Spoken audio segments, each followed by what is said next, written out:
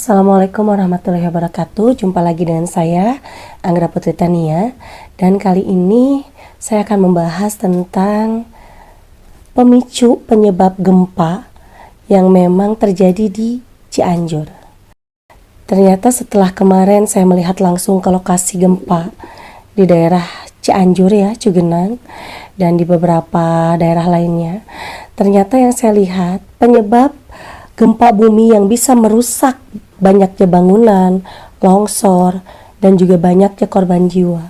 Itu karena penyebab dari gelombang air laut di bawah tanah yang terjadi di pusat titiknya itu di pantai selatan. Jadi sebenarnya bukan dari sesar Cimandiri kalau yang saya lihat. Tetapi yang saya lihat bahwa gempa ini terjadi karena akibat adanya gelombang air laut di bawah tanah yang menyebabkan banyaknya kerusakan bangunan-bangunan dan juga penyebab longsor. Karena kalau misalkan hanya lempengan biasa dengan skala yang rendah, itu hanya bisa merusak jalan saja, tidak dengan bangunan. Tetapi karena memang di dalam sangat kuat getarannya, makanya bisa sampai merusak banyaknya bangunan-bangunan dan sampai terjadi longsor yang lumayan besar ya di Cianjur itu. Jadi kita sama-sama mendoakan untuk masyarakat terdampak supaya semuanya sehat selalu dan diberikan perlindungan oleh Allah Subhanahu wa taala. Tetapi di sini untuk masyarakat terdampak di Cianjur juga harus tetap waspada ya, karena yang saya lihat masih akan ada gempa-gempa susulan dan juga akan terjadi banjir bandang. Dan untuk di wilayah Jawa Barat lainnya, juga di Jawa Tengah, itu harus waspada juga. Karena yang saya lihat cuaca ekstrim ini sebagai pertanda akan adanya musibah-musibah lainnya, terutama Jawa Barat. Waspada dengan adanya angin puting beliung ya.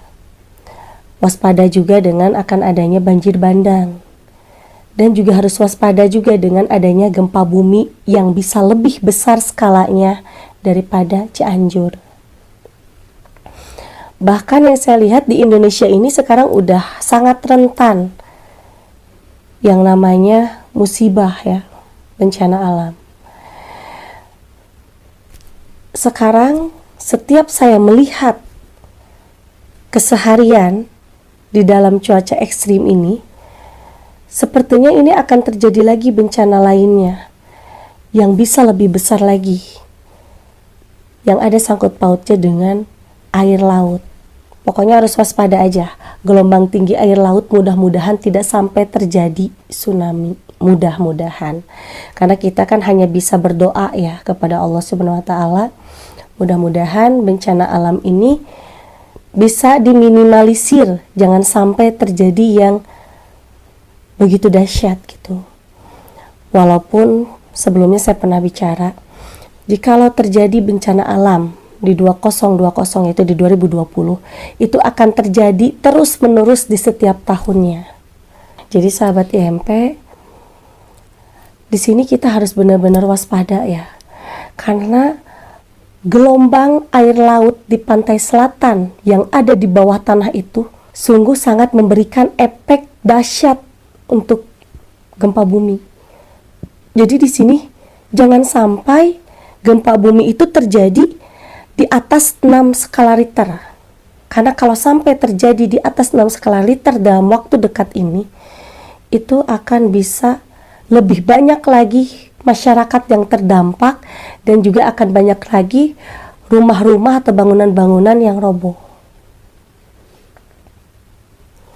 Walaupun yang saya lihat di dalam kitab Al-Firasoh, gempa ini yang terjadi di Cianjur ini belum seberapa. Bukan berarti kita berharap akan ada lagi musibah yang lebih besar, bukan ya, naudzubillah min dzalik. Karena kita sebagai manusia hanya bisa berdoa kepada Allah, dijauhkan dari segala macam mara bahaya, dijauhkan dari musibah, dan selalu diberikan perlindungan dan keselamatan. Tetapi yang saya lihat di dalam kitab Al-Firasah ini, setelah gempa bumi di Cianjur, akan ada beberapa lagi musibah bencana alam yang lebih dahsyat daripada gempa bumi Cianjur. Jadi untuk seluruh manusia yang ada di muka bumi ini, sebelum itu terjadi, kita harus bisa mempersiapkan diri untuk bisa lebih bertafakur kepada apa yang pernah kita lakukan. Kita memohon ampun kepada Allah dan memperbanyak zikrullah dan ibadah supaya kita terhindar dari segala macam mara bahaya dan musibah.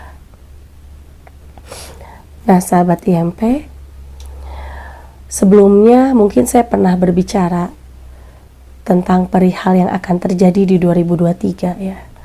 Tapi untuk kemarin yang saya bahas itu adalah suasana memanas tahun 2023. Nah, di 2023 pun juga kita harus bisa mawas diri, harus bisa waspada, harus bisa menjaga orang-orang yang kita sayangi. Karena di 2023 itu akan sangat rentan terjadinya bencana alam daripada tahun sebelumnya. Mungkin di 2022 ini yang terjadi waktu adanya kapal laut yang tenggelam ya. Jalanan banyak yang retak, terus terjadi banjir bandang, angin puting beliung dan sebagainya. Tapi itu di tahun 2022 ini yang saya lihat jaraknya agak berjauhan gitu. Nah, di tahun 2023 itu harus waspada. Karena yang saya lihat akan sangat rentan dengan bencana alam. Di samping suasana memanas di politik, tetapi akan rentan juga dengan adanya bencana alam. 2023 bisa dihitung itu ganjil ya.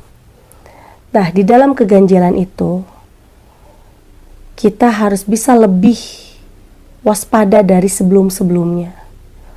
Karena 2023 yang saya lihat